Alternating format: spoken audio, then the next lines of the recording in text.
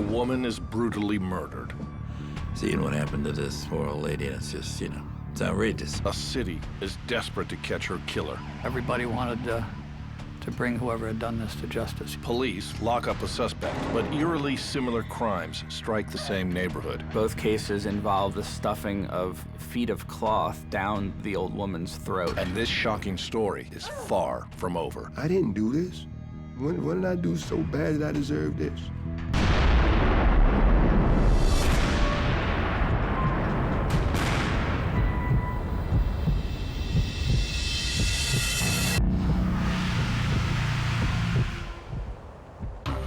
Poughkeepsie, New York has long been known as the Queen City of the Hudson for the industry and culture that once thrived there.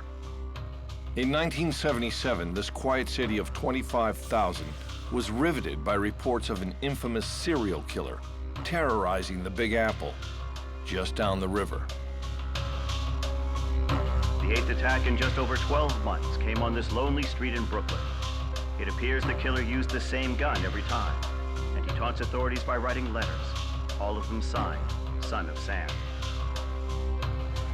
But at the same time, Poughkeepsie was dealing with a crime problem of its own. Poughkeepsie was a city that was getting pretty rough around the edges. There were parts of Poughkeepsie you didn't go. Yeah, there was a lot of crime. Saying per capita, Poughkeepsie was right up there, the top 10 in New York State. Even for a town that has had its share of crime, Poughkeepsie is in for a terrible shock.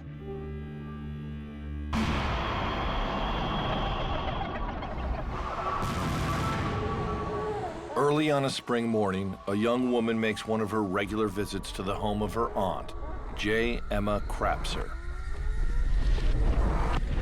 She went there to check on her, and she had the key. She went in, and she saw stuff knocked down or looked like there'd been a burglary, so she came right back out and called the police. Poughkeepsie authorities arrived to find overturned furniture and rifled drawers, telltale signs of a break-in. But there's something far more disturbing. I could see the lady laying on the floor, fully clothed, with a winter coat and everything on her, full-length coat. There was cloth on over her head, and she was totally tied up in telephone lines around her head, around her neck, around her arms, around her leg. It certainly looked like a burglary, and then now it's turned into a homicide.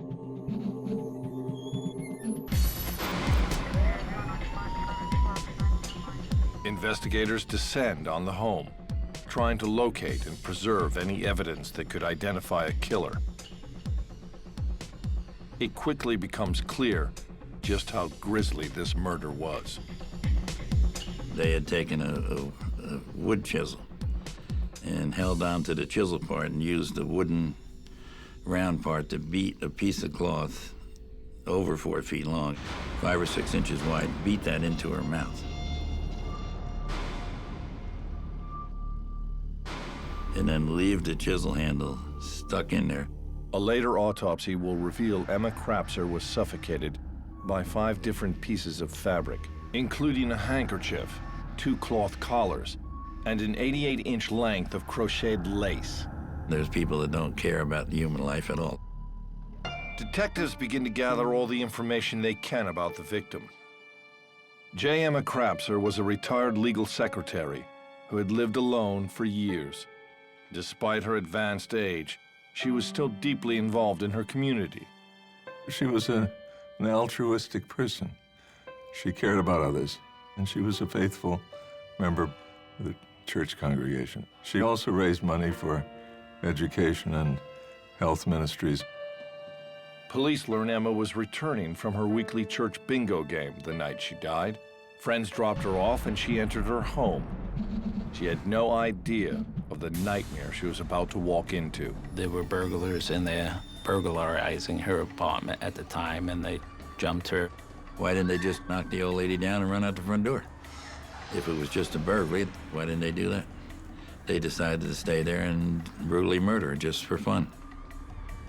Seeing what happened to this poor old lady, it's just, it's outrageous, being suffocated and beaten and jumped on, and, it just, after 92 years of being a good person, you deserve to die like that.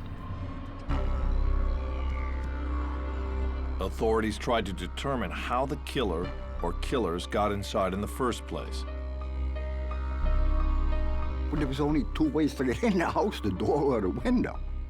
So then we checked the windows, and we found that one of the windows were disturbed. There was a crack in the glass. Subsequently, a fingerprint was recovered from that window. But investigators determined it's unlikely a grown man could enter Emma's home through such a small space. No way you could get in that way. The only other place left was the door. You could see the lock had been pried, had been fooled with. It was one of those cheap locks you could open probably with a credit card. We basically just jiggled her door hard, and it came open. In the hunt for suspects, police turned their attention to Mansion Square Park, a known hangout for petty criminals and drug dealers, located close to Emma's residence. They liked to congregate there. There were a lot of crap games going on, and there were always a lot of people in the park. There was a 9 o'clock curfew on it, but it was extremely hard to enforce. Yeah, I mean, Mansion Square Park was a little, you know, you didn't really go there by yourself. It was a place that you probably wanted to avoid after dark. The Poughkeepsie police at that time was a relatively small police force, not particularly well trained, and they were, in the words of in Casablanca, every time there was a crime, the usual suspects were rounded up. Police haul in several local crooks and street kids for questioning and learn Emma Crapser was on their radar. The rumor is going around that the woman is like a recluse. She's got $1 zillion hidden somewheres in the house. Law enforcement works around the clock, driven to find the culprits. I'm sure everybody on the police department wanted to be the one to, you know, to get the person who did this. Certainly, that's natural, and that's part of law enforcement, that they take it personally when there's a heinous crime like this. They certainly take it personally and try to get who did it. Cops get their first break when two men arrested for an unrelated crime claim to have seen someone entering the Crapser home on the night of the murder. We interviewed Lamar and Stanley Smith, and they alleged that they had been hanging out in Mansion Square Park. The Smith brothers claim there were 3 other men with them in the park the night Emma died: Wayne Mosley, Albert Pittman, and Dewey Bozella. And they overheard the 3 of them talking about doing a burglary. So when the 3 left the park, Lamar and Stanley Smith followed along behind them discreetly and ended up in the parking lot across from Miss Crapser's residence. The details the brothers are about to provide will lead to the arrest of an 18-year-old suspect. But does it mean this murder will be solved? The city of Poughkeepsie is reeling from the grisly murder of J. Emma Crapser. There is tremendous public pressure on police to solve the crime.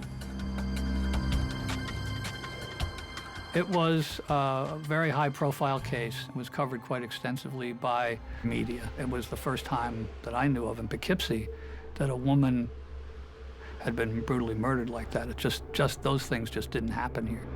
Now, 2 brothers arrested for an unrelated crime offer police some big information. Lamar and Stanley Smith describe how they watched Dewey Bozella and Wayne Mosley break into Emma Crapser's home, while their accomplice, Albert Pittman, stood guard on the street. That's all police need to hear.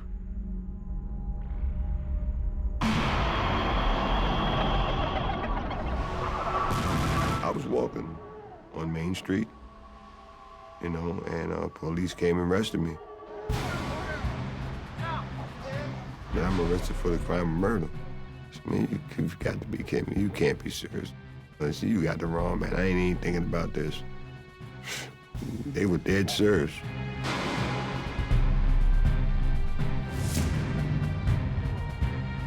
Police arrest Mosley, Pittman, and Dewey Bozella for Emma's murder. And while they build their case, Bozella is held without charges. When they put me in the county jail, I was only supposed to be held for 72 hours. They kept me for 28 days. That's how bad they wanted me. The arrest is the latest blow for Dewey, who at just 18 has already endured horrific tragedy. At the age of 9, his life was shattered when his father murdered his mother. I think the best part of my childhood was my mother. I remember her as a person who really showed me care and concern, and life took a real vicious turn after that. After that, me and my brothers were put in foster homes, group homes, and life just took a real serious turn. Tragedy struck again when, just months before Crapser's killing, one of Dewey's brothers was murdered in Brooklyn. It hurt very, very much. It hurt so bad that I felt that I wanted to do what he did to my brother back to him. So I knew I had to leave the neighborhood. I had to leave the neighborhood. Hoping to avoid a deadly confrontation, Bozella headed upstate to Poughkeepsie, where he moved in with his older brother. But instead of settling down, he quickly fell in with the local delinquents and petty criminals of Mansion Square Park. I'm in the park, I'm shooting dice, I'm, drinking beer, and I'm doing all that. Police now see him as a dangerous youth and a prime suspect for murder. But there is no hard evidence to back up their theory. The fingerprint lifted from the scene does not match him, nor do the scrapings retrieved from Emma Crapser's fingernails. And Bozella's alleged partner in crime, Wayne Mosley, insists he was home on the night of the murder, watching television with his mother. The DA felt we needed corroborating evidence, some more evidence to corroborate the Stanley and Lamar's testimony.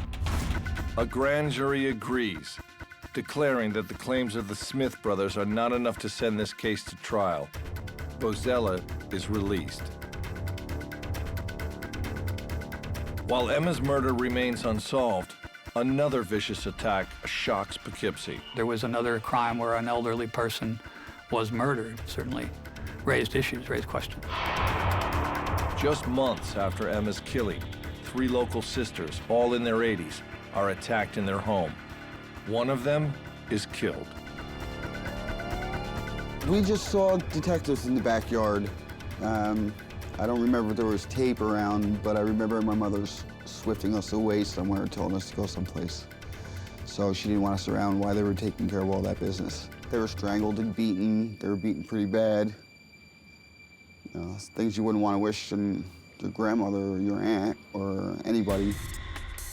Fear spreads that a killer may be targeting the senior citizens of Poughkeepsie.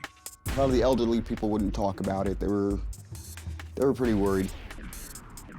Nobody wanted to say anything. Nobody really knew anything, so they couldn't say anything. But even if they did, it's that whole don't say nothing because it can happen to you type of thing. The district attorney publicly acknowledges the apparent similarity between the new murder and Emma's case, but concludes there is no hard evidence the crimes are linked.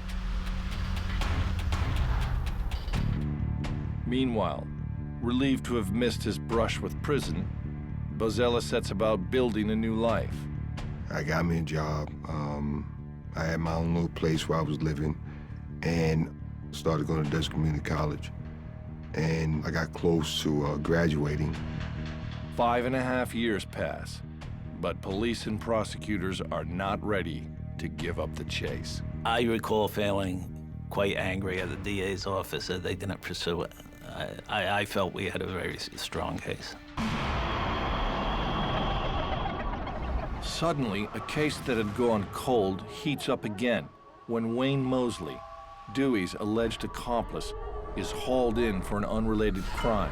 6 years after claiming to know nothing about Emma Crapser's murder, he now claims Bozella is a killer. I heard the Poughkeepsie Police Department had a bench warrant for my arrest. I called the precinct and I told them, listen, I'm coming up there to turn myself in the morning because I'm telling you I didn't do this murder. Despite his claims of innocence, Bozella, now 23, is arrested for Emma's murder once again. He is provided with a court-appointed defense attorney. I thought he was a kind of interesting young man. He just seemed like a young kid who was pretty scared about what was going on. If I wasn't innocent, I would have never turned myself in. Life is way too long. Way too long. You know, 20 years to life is that's like a whole new life sentence. Why? Because you're not guaranteed to get out of prison alive. So, you know, I know the odds are stacked against me. So I had to make a decision. Go to trial or cop out. I'm going to trial. I didn't do it. Despite Dewey's fears, he and his lawyer are confident they will prevail. There was no physical evidence. There were no fingerprints. There were no forensic evidence of any kind linking Dewey Bozella to the Emma Crapser murder. Hell yeah, I thought I was going to win it. The reason why I felt I was going to win it was because the simple fact is, nothing, not one single thing pointed to me. But at the trial, the prosecution has an ace up its sleeve, the changed testimony of Wayne Mosley. In 1977, Mosley claimed he was at home watching TV with his mother the night Emma Crapser was killed. Now, he tells the court he and Bozella were partners in crime. Wayne Mosley testified that he had been hanging out with Dewey Bozella in Mansion Square Park, that they went to the front door, that Dewey had a screwdriver or chisel or something in his back pocket, and that they pried the door open and they went in to burgle the place, and that Emma Crapser came in while they were in the place, and that Dewey knocked her to the ground and he killed her. Furthermore, 2 eyewitnesses, the Smith brothers, are brought to the stand. Both swear they saw Dewey at the scene of the crime that night. Wayne Mosley admitted to being a co-participant in the robbery and homicide. He put Dewey in the house, murdering the old lady. It's a mystery why Mosley would make such a confession. As for the fingerprint found on the side window, the prosecution claims it is irrelevant, since the Smith brothers said Bozella entered Emma's home through the front door. The only place of entry could have been the door, because there was no other way. As the trial concludes, Dewey and his lawyer still believe they have the advantage. I felt fairly confident that the evidence would show that Dewey was not guilty. I knew that I was innocent. But 6 years after the murder of Emma Crapser, the prosecution is determined not to let him slip through their fingers again. And the citizens of Poughkeepsie have not forgotten. Everybody wanted to bring whoever had done this to justice.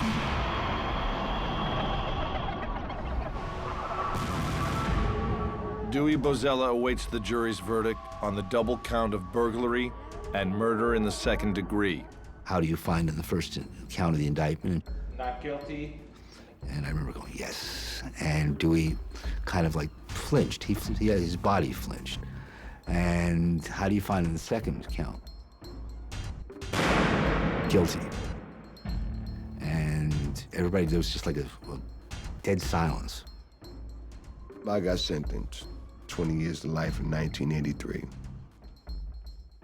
I fell on the floor and started crying. Because I didn't do it. I didn't do this.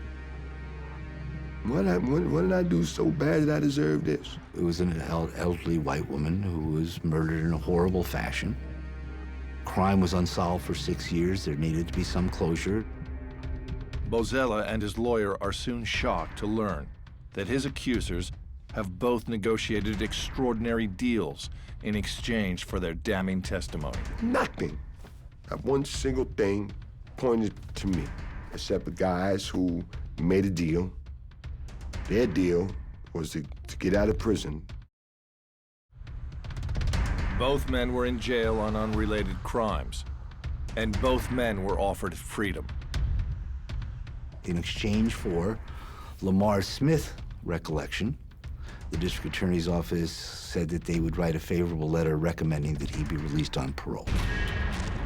As for Wayne Mosley, the man who said he helped Bozella murder Emma Crapser, he received even better consideration: full immunity. He was going to be released early.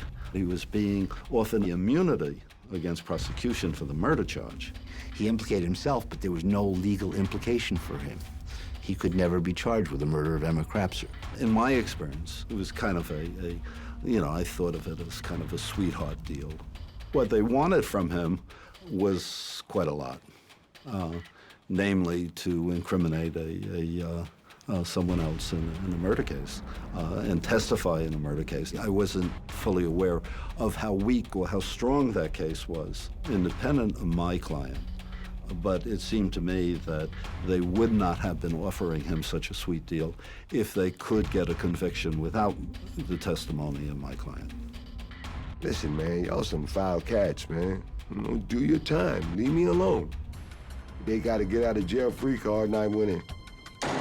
Dewey Bozella is locked up in the notorious Sing Sing Correctional Facility. The day I walked in, there was a correctional officer that messed with me. He messed with me so bad. He said, "Oh, you're the one. You're the one that murdered the old lady. You're in the newspaper. You're the one that killed the old lady." And then he sprayed me like a dog with pesticide. He just dogged me. I felt humiliated. I didn't like nothing I went through that day.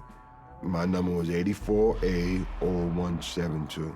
And by law, at that time, lifers were considered civilly dead. Civilly dead means to me, I'm a walking zombie. And that means I have no rights whatsoever. So if I was to die and there's no one to bury me, they can throw me in the damn field anywhere. It was painful dealing with Dewey after the conviction, because Dewey, all he kept saying was, "I didn't do this, I didn't do this." And sometimes he'd be angry about it, and sometimes he'd be despondent about it. In spite of or because of his terrible situation, Dewey develops a passion for boxing. Boxing was my pain reliever. Boxing was my way of, not only changing my life around, but having something to dedicate myself to. Over the years, he proves to be outstanding in the ring. Officially, it was Sing Sing Light Heavyweight Champ. It was a belt that was made from inside because they don't give you nothing. I like winning more than I like losing. An outside pro boxer is brought in for an exhibition fight. Dewey more than holds his own, but narrowly loses the bout.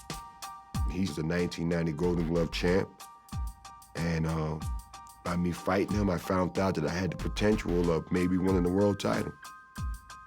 It also showed me that, I can do something with myself. Not only can I be a boxer, but I also need to understand the value of who I am as a person. And then I had to make a dedication. And the dedication was to school academics, getting trades, everything I can get my hands on, and using this boxing to give me my daggone freedom, to get the heck out of here. As time drags on, Dewey zealously pursues the education he had only just begun before his troubles started. I got 52 certificates, my bachelor's degree and my master's degree. That's how I am. At the same time, Dewey and his legal team work tirelessly towards an appeal, and one is finally granted, on the grounds that the composition of the jury was problematic. The district attorney had systematically excluded minority jurors from the panel, and we had made a very good record of that. The reality is that because of my color of my skin, that's what got me convicted. She was white. Somebody had to take the fall.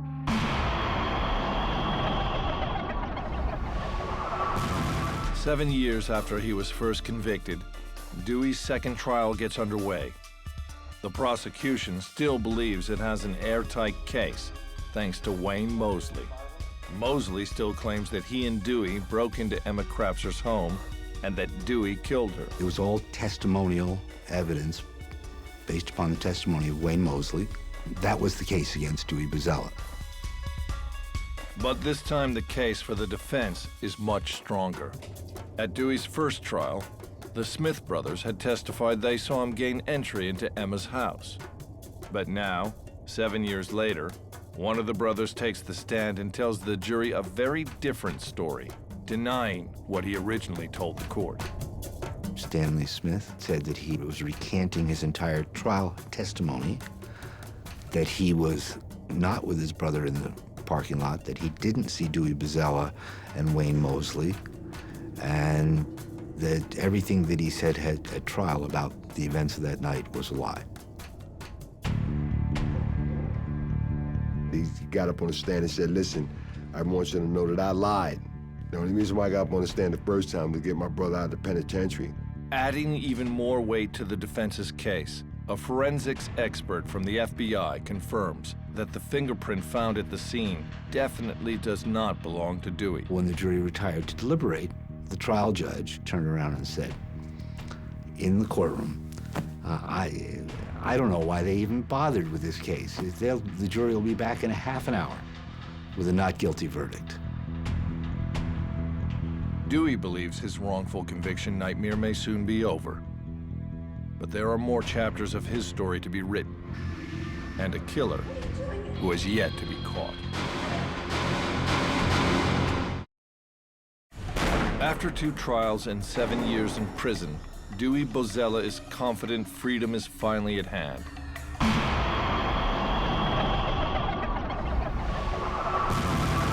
There were so many different things that said that I didn't do it. There was never no evidence whatsoever that pointed to me, at all. Even the trial judge seems sure. Everybody was kind of in a good mood. It was a light atmosphere. But the jury sees things differently. The fact that they didn't come back in a couple of hours, you knew that something was going on in that jury room. So when the judge said guilty, I said, are you serious? I didn't take it as bad as I took it the first time. I said, but are you serious? You can't be serious. It offended my sense of justice, and it offended my sense of being a part of a system that didn't necessarily dole out justice. So I didn't do any more criminal cases, major criminal cases after that. After witnessing the trial, even one of the cops responsible for Dewey's original arrest begins to question his guilt. Stanley Smith came into the courtroom and recanted his testimony. And it's really easy to lie under oath, but it's extremely hard to come back in and say, hey, Judge, I lied in your courtroom. I mean, I've never heard of that. And so when he recanted his testimony, it put a lot of questions in my mind. Despite all the doubts, police and prosecutors consider the case closed. On his return to Sing Sing, Dewey fights off desperation by continuing to box. The discipline and self-control that the sport gives him are put to the most extreme test when he encounters the man who killed his brother back in 1977. The prison code is, yo, man, he murdered your brother, man. There's nothing to talk about, get him. All this stuff is coming at me. All these things I got to deal with. And guess who makes the final decision? Me. No one makes the final decision but me. I looked at him. Looked him up and down. And I shook my hand out and I said, I forgive you.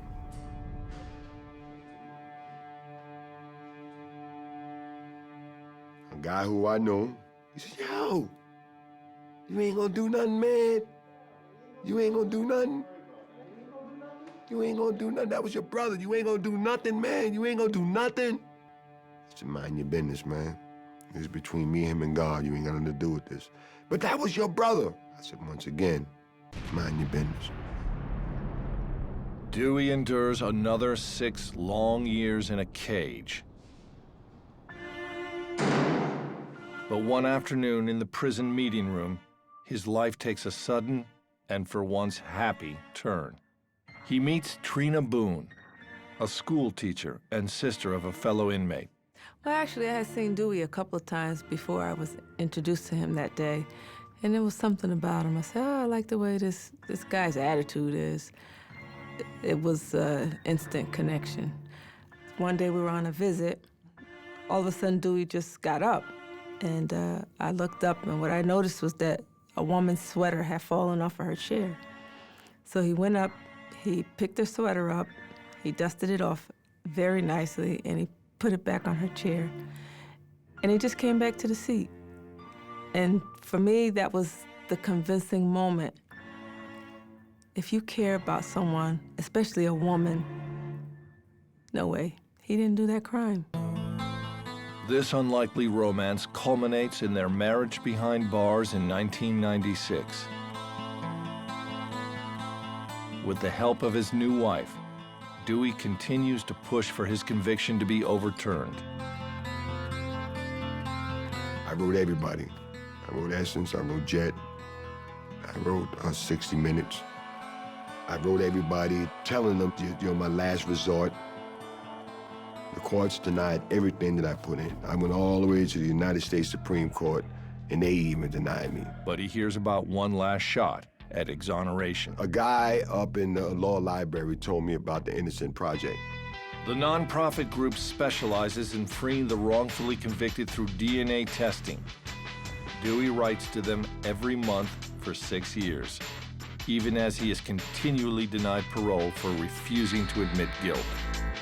I went and I told my wife, I said, if they waiting for me to tell them I did it, then I'm gonna die in prison.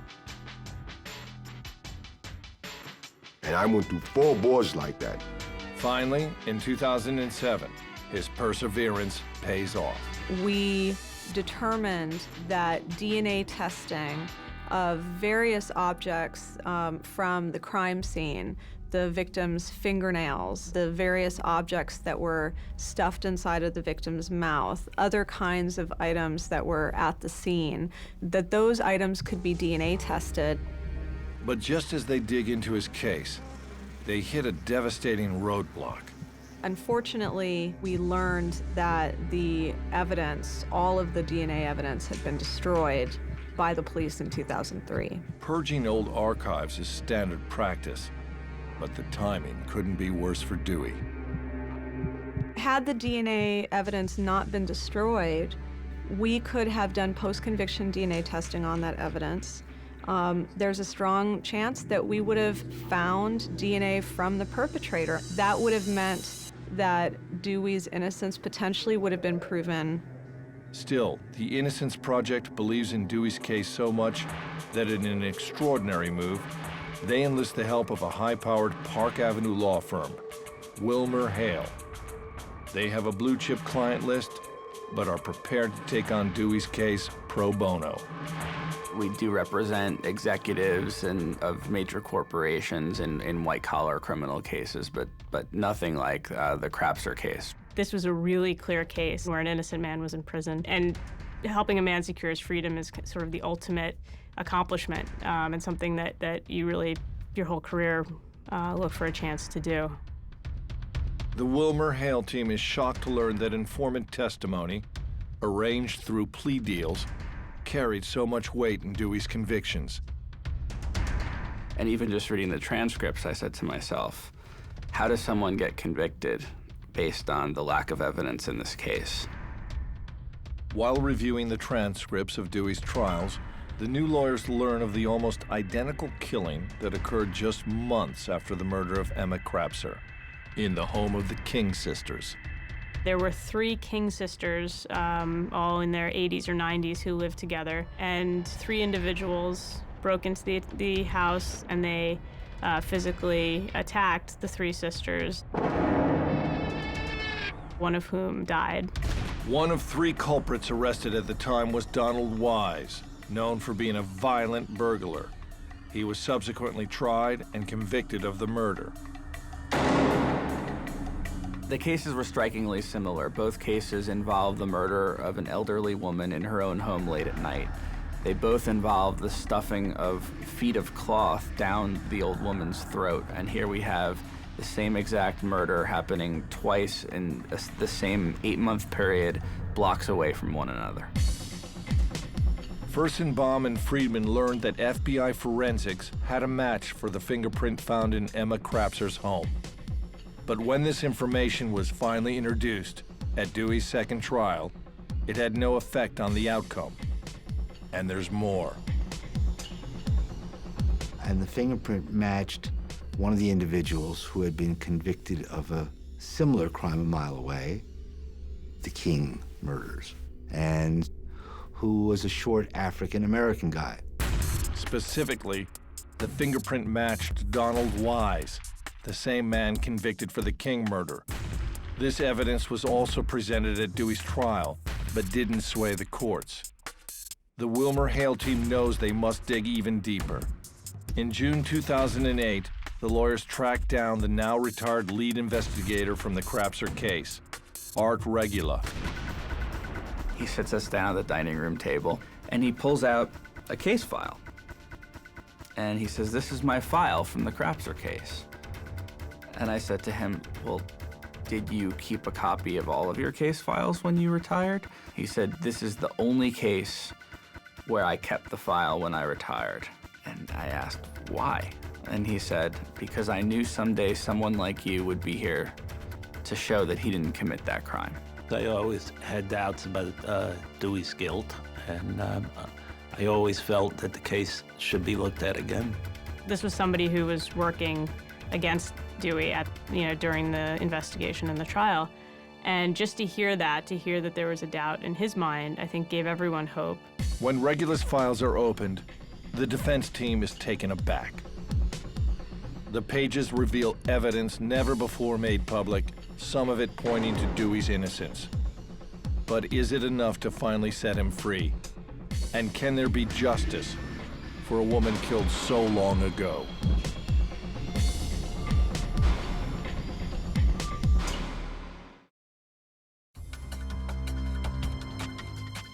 After 26 years in prison for a murder he did not commit, Dewey Bozella now has the support of a powerful New York law firm that has reopened his case. And he's never had a better shot at freedom, thanks to their new investigation, as well as information from a decades-old police file. Those pages were never turned over to Dewey or his defense counsel prior to either of his trials. The lawyers find evidence that points to Dewey's innocence and raises questions about an alternative suspect. Dewey's new defense team makes their move. We filed a very lengthy 440 motion asking the Dutchess County Court to overturn his conviction because of constitutional violations, namely that this evidence had not been disclosed. Their motion includes an old police report detailing an attack on yet another elderly woman just blocks away from Emma Krapser's home. And this old lady, Miss Dobler, was found with stockings stuffed down her throat, just like Miss Krapser and just like the King sisters who were killed. The only difference between the Dobler case and Krapser and King is that Miss Dobler survived her attack. Also in the report, Estelle Dobler's description of her assailant, who remained at large. She explained to the police that her attacker was 5'2" with a good build. Also put before the court is evidence revealed by Detective Art Regula, describing noise in the alley on the night of Emma's murder. Her next-door neighbor had heard garbage cans being moved in the alley and had told police that, but that was never written down. But that is significant because if there were garbage cans being moved around under the bathroom window, that would again suggest that the entry point was the window and not the front door. And only a man of small stature would be able to gain entry through the bathroom window. Finally, a bombshell. A taped confession by an accomplice of Donald Wise in the King murder, describing why Wise thought they would never be caught. The police asked Holland how he got involved in the King murder. Holland's response was, well, he had done one of those jobs before, meaning a prior murder, and gotten away with it. Having presented these findings, all Dewey and his attorneys can do now is stand by for the court's decision. Will they finally vacate his conviction. We expected to get a response from the prosecution, and that took several months, and we waited and we waited. As a Christian, I said, Lord, I know you didn't make this happen for nothing, so I'm going to trust you. News finally arrives. 26 years since the original guilty verdict, Dewey Bozella's conviction is overturned.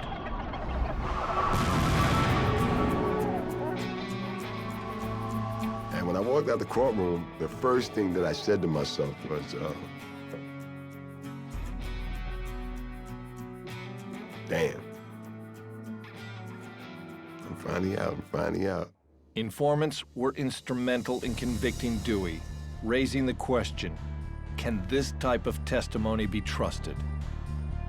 If you look at capital cases, cases where the defendant was convicted of a homicide and then was subsequently exonerated, incentivized witness testimony is the leading cause of wrongful convictions. Even after years of belief in Dewey's guilt, another of the original investigators now acknowledges something went terribly wrong. You know, you act in the best, with the best information you have, you know, and then you find out, what, 30 years later, there was other information available at the time, which would have been extremely relevant, and you weren't given it, or those that had it ignored it. I mean, no, that's not right. But nobody went after him specifically or on purpose to hang him, so to speak, you know. But that's the way it worked out. And you got to remember, no case gets prosecuted unless the prosecutors and the grand jury and the judges and everybody else goes along with it. With the help of Wilmer Hale, Dewey has filed a $25 million civil lawsuit in federal court, alleging violation of his constitutional rights. Donald Wise spent 25 years in prison for the murder of Mary King and is now free. As for Estelle Dobler, her case remains cold more than 30 years later. No one was ever prosecuted for that crime.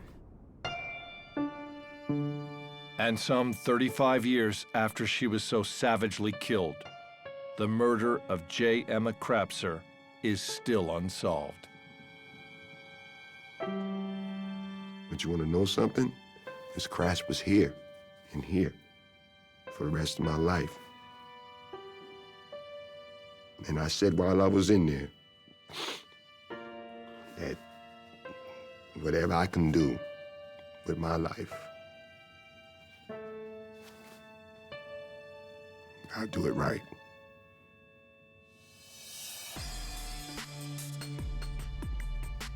That's my promise to her. She lives inside me. That's my promise.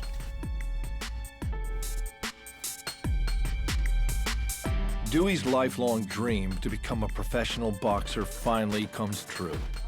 On October 15th, 2011, he gets his shot at LA's Staples Center against Larry Hopkins, a man 22 years his junior. Just before the fight, he gets a call for luck from President Barack Obama. I'm really talking to the president. And to have him acknowledge me, to have him just take a moment of his time to talk to me,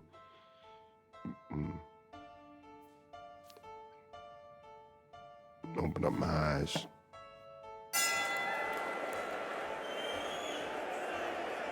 Second round, I started picking it up. Third round, I wasn't even tired. He's losing energy, and it's like, you know, I'm feeling better. I'm feeling stronger.